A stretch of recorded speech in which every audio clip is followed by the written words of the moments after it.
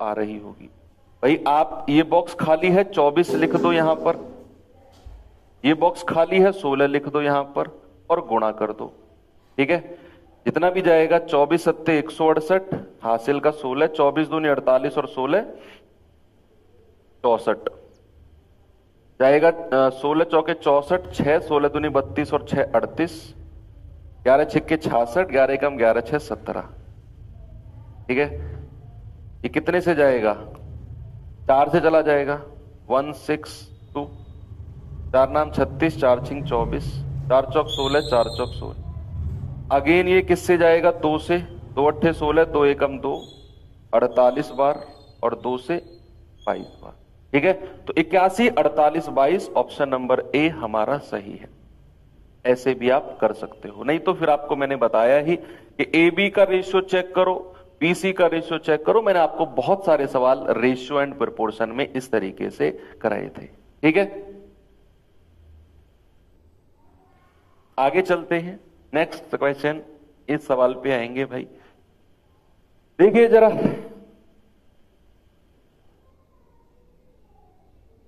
आ जाओ इस सवाल को देखिए।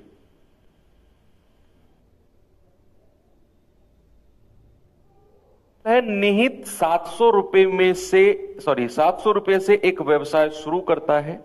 5 महीने के बाद अमित और पटेल क्रमशः 300 और 400 रुपए के साथ उसके साथ शामिल होते हैं। ठीक है, वर्ष के अंत में व्यवसाय से 627 रुपए का लाभ हुआ, तो लाभ में पटेल का हिस्सा कितना है? जल्दी से आप लोग आंसर बता दो मुझे, क्या होगा? लोग बताएंगे।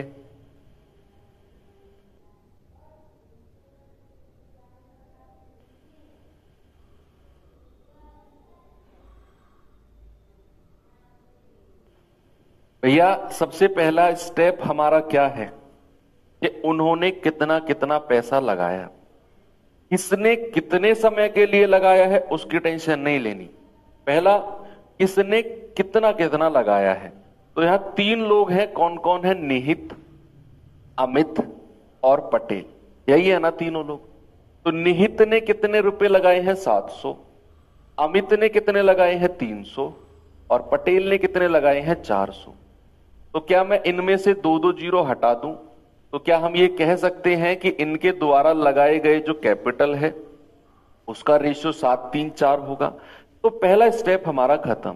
अब आते हैं हम सेकंड स्टेप की तरफ, जिसमें हमें टाइम पीरियड लेना है कि भैया कितने कितने समय के लिए लगाया है। देखो, अगर उसने वर्ष के अंत की बात करी है, इसका मतलब है कि पैसा तो टोटल 12 महीने के लिए लगा होगा। जो पैसा टोटल लगा है वो 12 महीने का बिजनेस है। और अगर व्यवसाय निहित ने शुरू किया है, अगर व्यवसाय निहित ने शुरू किया है और कहीं भी सवाल में ऐसा नहीं लिखा हुआ कि निहित इतने समय के बाद छोड़कर चला गया, कहीं नहीं लिखा हुआ ना, बस उसने बोला कि निहित ने व्यवसाय शुरू किया और 5 महीने के बाद ये दोनों भी आ गए और भैया 1 साल बाद इतना प्रॉफिट हुआ। तो क्या मैं ये कह सकता हूं कि अगर निहित ने बिजनेस शुरू किया है तो निहित पूरे 12 महीने तक बिजनेस में रहा होगा? पूरे 12 महीने। तो निहित का समय कितना हो गया? 12। अब दूसरी बात आप मुझे बताओ कि बच्चे, अगर 5 महीने के बाद पटेल और अमित आए हैं, 5 महीने के बाद, देखो बिजनेस चला है 12 महीने और शुरुआत से 5 महीने के बाद अमित और पटेल आए हैं, तो अमित और पटेल कितने समय के लिए बिजनेस में रहे होंगे? सर 12 में से 5 घटा दो, अमित और पटेल 7-7 महीने के लिए बिजनेस में रहे होंगे। 7 और 7 है भाई, 12 में से 5 घटा दो, 7-7 महीने के लिए वो लोग बिजनेस में रहे होंगे। आप गुणा करेंगे, 12 सत्ते 84, 7 तिया 21, 7 चौके 28। भाई 7 से कटेगा फिर ये कि 7 चौके 28, 7 तिया 21, 7 से जाएगा 12 सत्ते 84, यानी कि 12-3-4 हमारे प्रॉफिट का रेशियो हो गया। किसका? लाभ का रेशियो। उसने कहा है कि टोटल प्रॉफिट तो इतना है, तो 12-3-15, 15 और 4 19, 19 यूनिट का मान 627। एक यूनिट का मान कितना आ जाएगा? 627/19। 19 तिया 57, 19 तिया 57। एक यूनिट का मान 33। आपसे कह रहा है पटेल का हिस्सा कितना है। वो तो 4 यूनिट है, 4 गुणा 33। आप कहेंगे सर 132 रुपए। पटेल के हिस्से में जो रुपए आएंगे प्रॉफिट के रूप में, वो 132 रुपए आएंगे। ठीक है, ये भी चीजें आपने कर ली आसानी से। चलिए अब मैं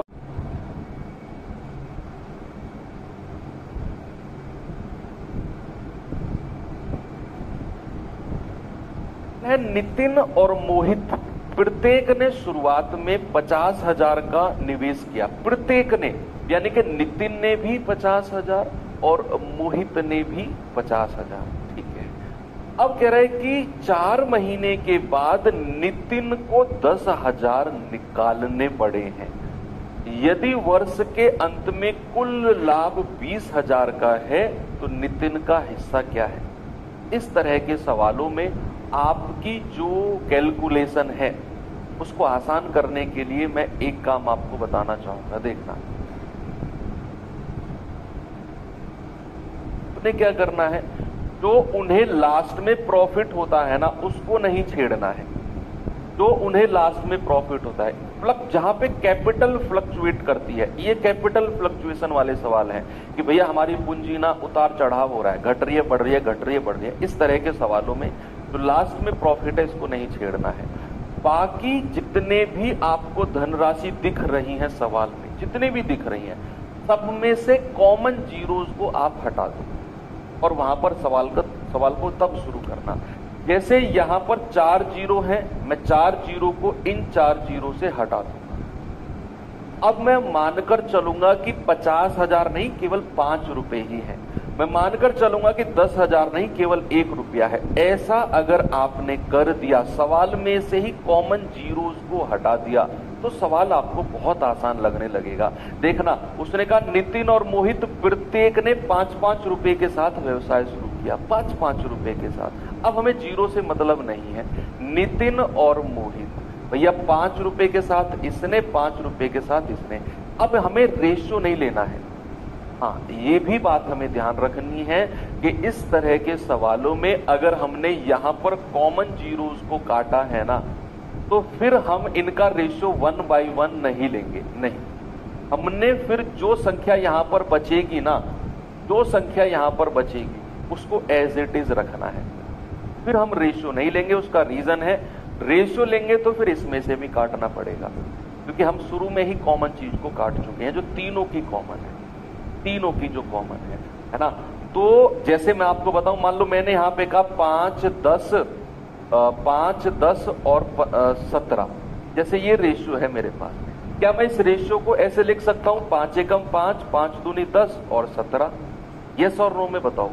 ऐसे नहीं लिख सकते ना हम इसको कि भाई 5, 10 और 17 है, तो क्या हम इसको ऐसे लिख सकते हैं 5 एकम 5, 5 दूनी 10 और 17 को ऐसे रहने दो? नहीं सर, ऐसे नहीं लिख सकते हैं। इसी वजह से हम इनका रेशियो नहीं लेंगे, क्योंकि हमने रेशियो तीनों का लिया है, हमने रेशियो तीनों का लिया है, इसी वजह से।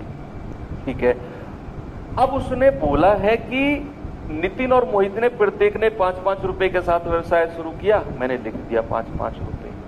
अब कह रहे 4 महीने के बाद नितिन को 1 रुपया निकालना पड़ा।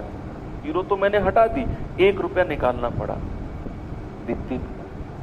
क्या 4 महीने तक उसने कुछ पैसा निकाला? हो, बिजनेस शुरू होने के 4 महीने के बाद नितिन ने 1 रुपया निकाला है। 4 महीने के बाद। क्या 4 महीने तक नितिन ने अपने यही 5 रुपए लगा के रखे होंगे? 4 महीने तक तो कोई कुछ नहीं छेड़ा ना उसने। प्लस अब बिजनेस पूरा 1 साल चला है ना, वर्ष के अंत में बिजनेस पूरे 12 महीने चला है, और 4 महीने तक नितिन ने कोई पैसा नहीं निकाला, लेकिन 4 महीने के बाद नितिन ने 1 रुपया निकाला। तो भैया अगर 5 में से 1 रुपया निकालेगा तो नितिन के पैसे कितने बचेंगे? पूंजी बचेगी 4। और ये कितने दिन चलेगी? अब सर 12 महीने में से 4 महीने हो चुके हैं, अगले 8 महीने अब 4 रुपए उसको लगाने पड़ेंगे। मैं फिर आपसे कहता हूं, सुनना मेरी बात, कि भैया दोनों ने मिलकर 5-5 रुपए लगाए बिजनेस में, इसने भी 5, इसने भी 5, और बिजनेस स्टार्ट हो गया। बिजनेस जैसे ही स्टार्ट हुआ, 4 महीने के बाद नितिन ने 1 रुपया निकाला। 4 महीने तक नितिन ने कुछ भी पैसा नहीं निकाला होगा, तो उसके पूंजी को समय से गुणा कर दो 4 महीने तक प्लस। अब उसने 1 रुपया निकाला तो पूंजी कितनी हो गई, 5 से घट के 4, और समय कितना बचा है, 12 महीने में से 4 महीने हो चुके हैं, 8 महीने बचे हैं। ये इसका लाभ हो गया।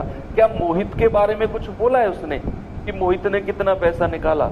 नहीं, उसने मोहित के बारे में कुछ नहीं बोला। तो मोहित पूरे 12 महीने तक इतने पैसे को ही रखेगा। तो जरा बताना भैया, ये कितना हो गया, 5 चौके 20, ये कितना हो गया, 8 चौके 32, दोनों को जोड़ेंगे आ गया 52, ये आ गया 12 पंजे 60। भाई 4 से जाएगा 13 बार, 4 से जाएगा 15 बार, और यही रेशियो किसका हो गया, यही रेशियो प्रॉफिट यानी कि लाभ का हो गया। बस हो गया सवाल।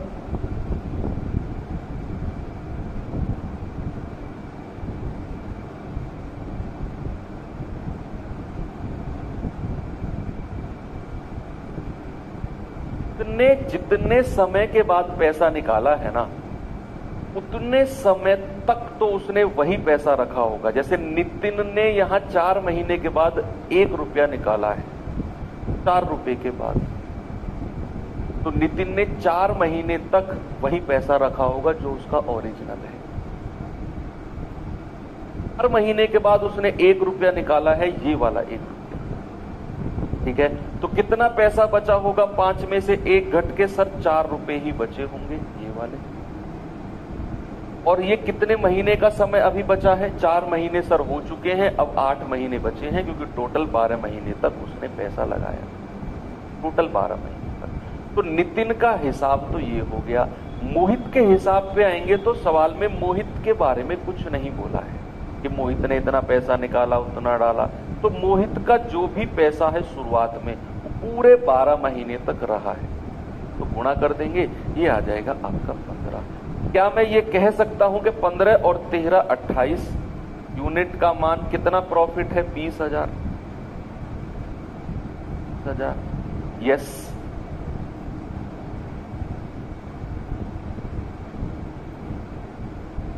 तो 1 यूनिट का मान कितना हो जाएगा, 20,000 बटे 28।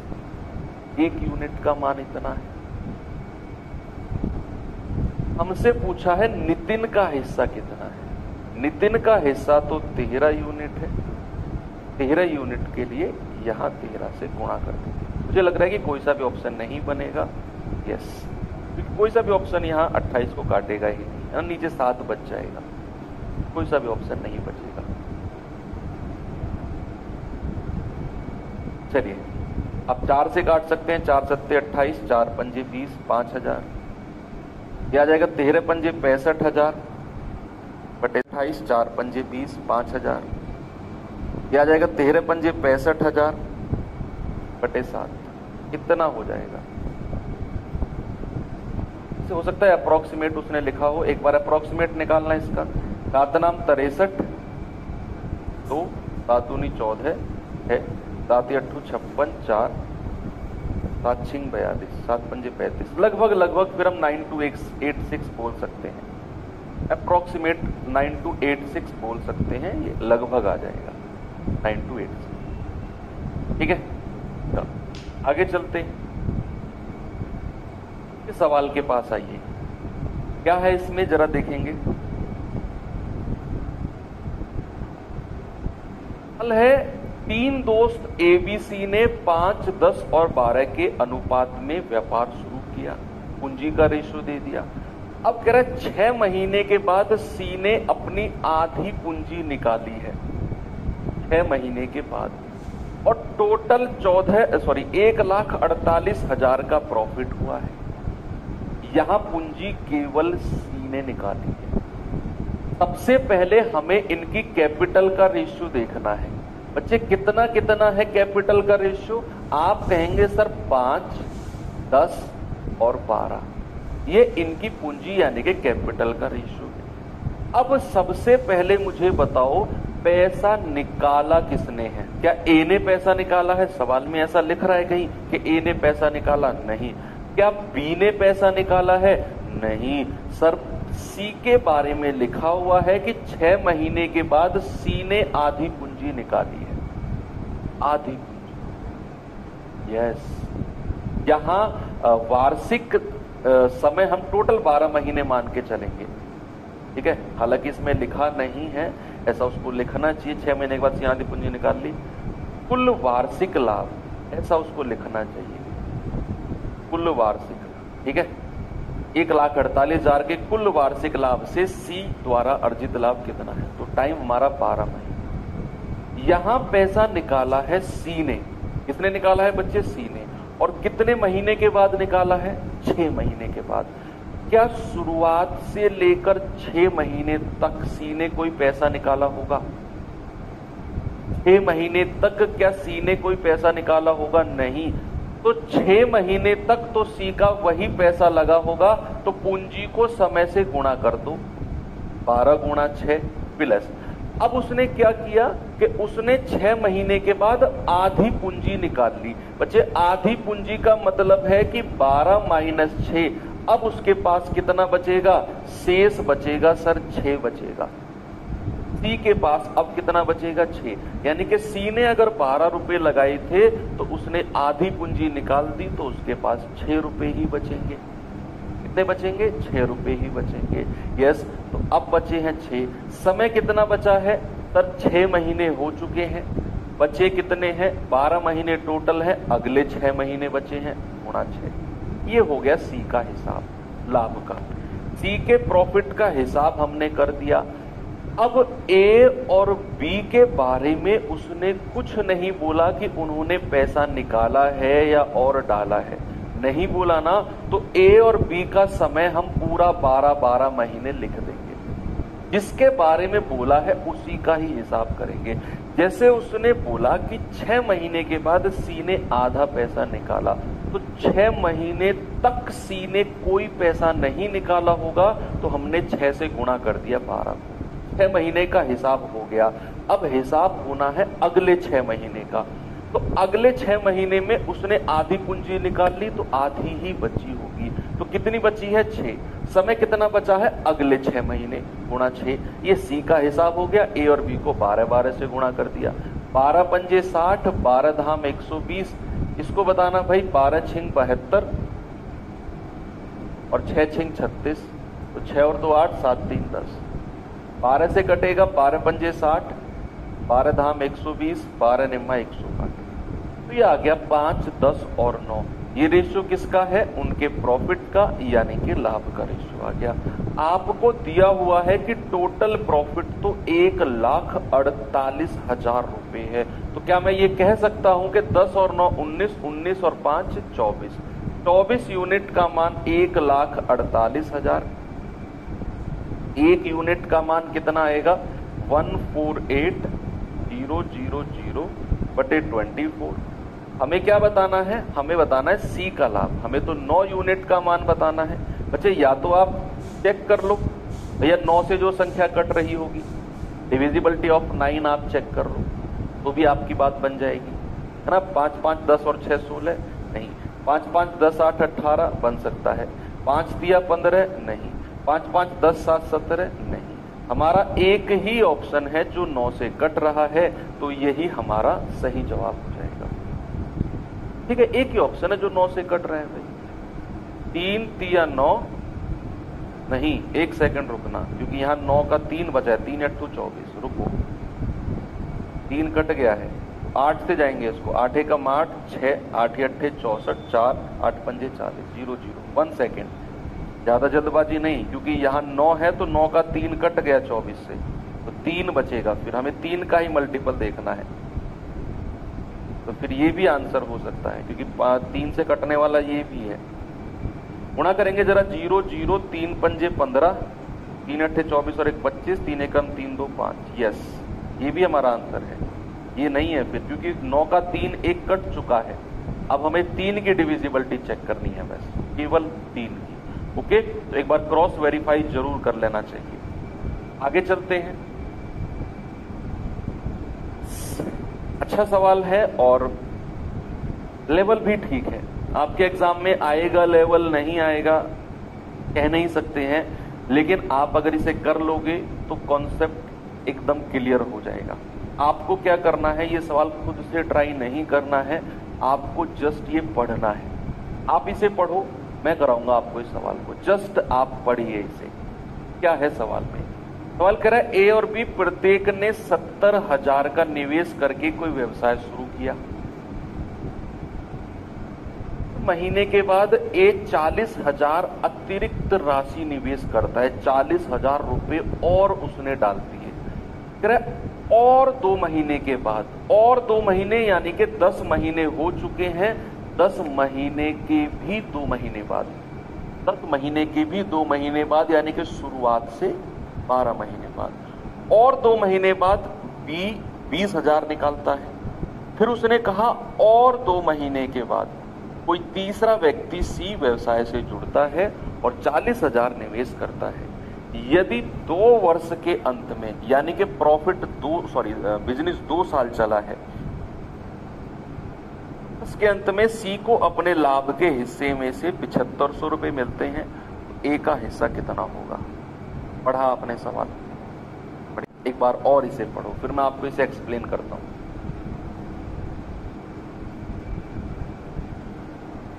कैपिटल फ्लक्चुएशन वाले जो सवाल है ना, जहां पर पूंजी ऊपर नीचे होती है, निकाली जाती है, डाली जाती है, उस तरह के सवाल में सबसे बेस्ट क्वेश्चन है आपके एग्जाम के पर्सपेक्टिव से। ठीक है, हो सकता है आपके एग्जाम में बन जाए, हो सकता है आपके एग्जाम में नहीं बने। बिल्कुल भी परेशान मत होना।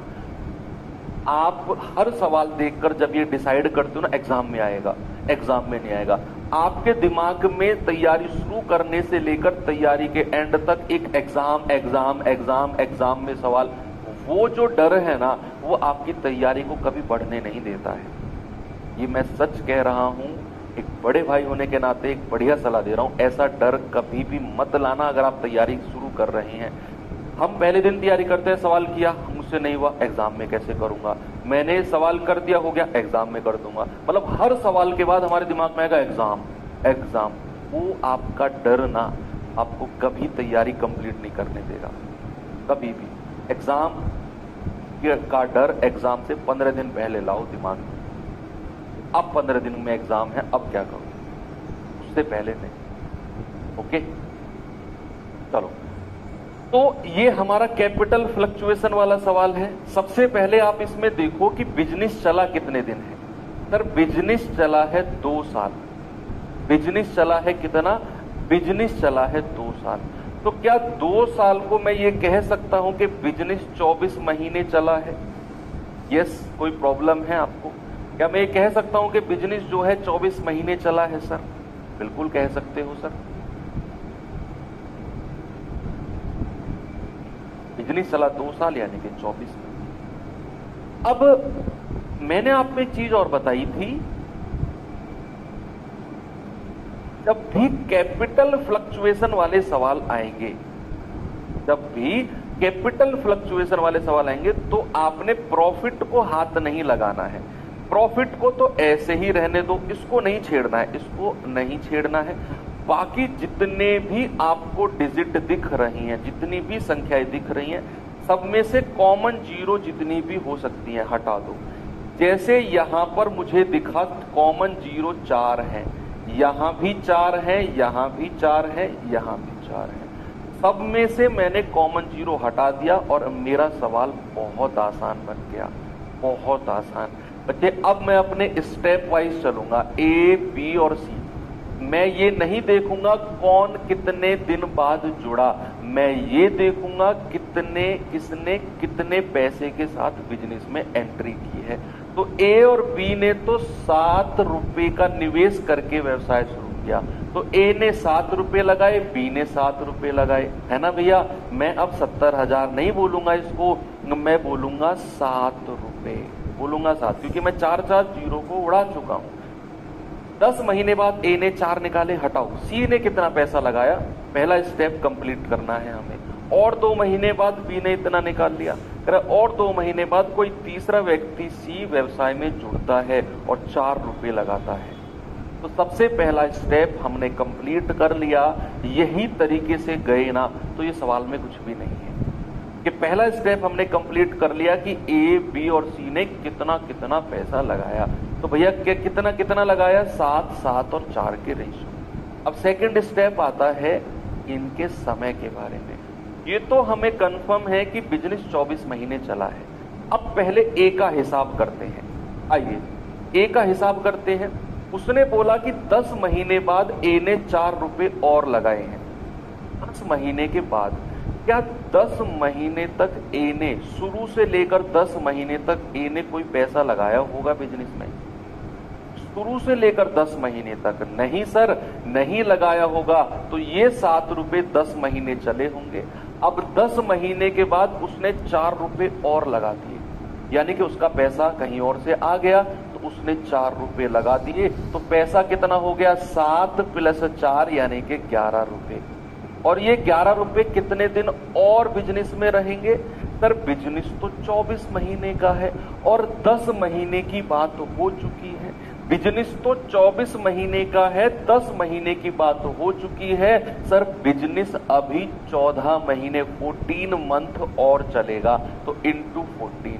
ये ए का हिसाब हमने कर दिया। हमने ए का हिसाब कर दिया। अब बी का हिसाब करेंगे। अब बी के बारे में सुनो। सवाल ने बोला है भाई कि 10 महीने के बाद ए ने 4 रुपए लगाए और बोल रहा है और 2 महीने बाद, और 2 महीने के बाद यानी कि ए के 2 महीने बाद। तो अगर मैं आपसे कहूं कि मैं तुमसे मिला 4 महीने के बाद और 2 महीने के बाद फिर मिला, तो मैं दूसरी बार कितने महीने बाद मिला तुमसे? अगर मैं शुरुआत से काउंट करूं तो पहली बार मैं तुमसे 4 महीने बाद मिला और 2 महीने बाद फिर मिला, तो शुरुआत से कितने महीने हो गए? 4 और 2 6।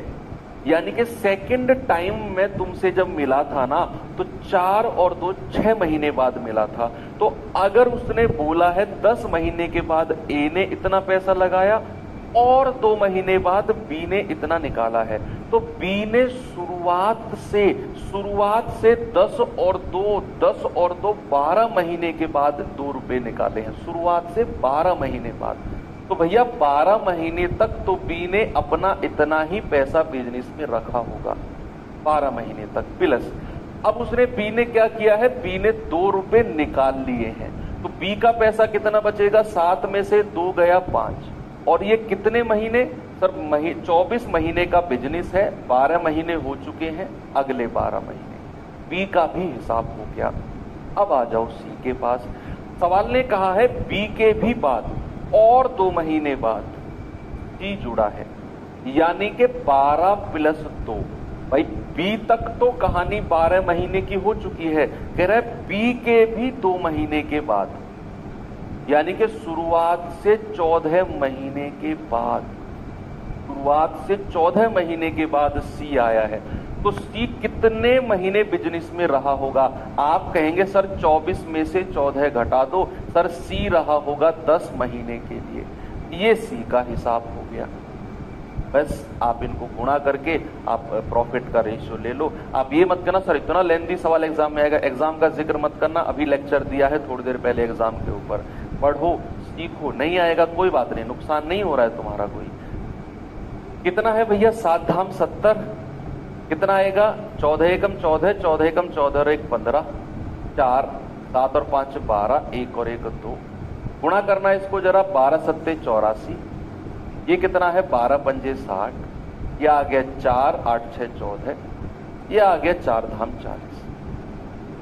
ठीक है भाई, ओके। सर चला जाएगा क्या? 8 से चला जाएगा। 8 पंजे 40, 8 एकम 8, 8 8 64, 8 दूनी 16, 4 2 6, 8 8 64, 28 18 और 5। ये इनके प्रॉफिट का रेशियो आ गया। सवाल कर रहा है सी अपने हिस्से के रूप में 7500 रुपए लेता है, तो 5 यूनिट का मान कितना है? 7500। 1 यूनिट का मान कितना हो जाएगा प्यारे भाई? 7500 बटा 5, यानी कि ये होगा 1500। ओके, आपसे कह रहा है ए का हिस्सा कितना है। ए का हिस्सा है सर 28 गुणा 1500, कितना आएगा 0 0 15 8 120 12 15 दूनी 30 30 और 12 42। ए का हिस्सा कितना है भैया, ए का हिस्सा है 42,000। ऑप्शन नंबर सी हमारा सही है। एक बार फिर से ये सवाल देखना जब क्लास एंड हो जाए। अच्छा सवाल था, बहुत